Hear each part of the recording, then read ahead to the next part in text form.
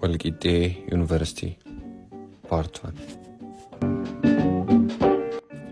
ዛሬ የማስጎበኛችሁ ሀገራችን ውስጥ ካሉ ዩኒቨርሲቲዎች ውስጥ በሰርድ ጀነሬሽን የሚመደበው ወልቂጤ ዩኒቨርሲቲ ይሆናል።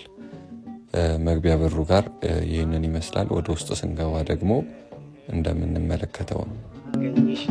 እዚህ ጋር የሴቶችና የወንዶች ዶርም መግቢያ አለ።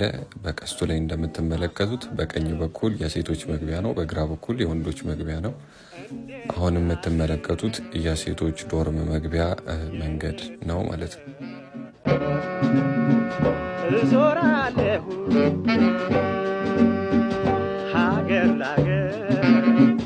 ወልቂጤ ዩኒቨርሲቲ ግቢው እንደምትመለከቱት በጣም አረንጓዴና ጽዱ ነው። በጥሩ ጎኑ ከሚነሳለት ነገር አንዱ ይሄ ነው ማለት ይቻላል።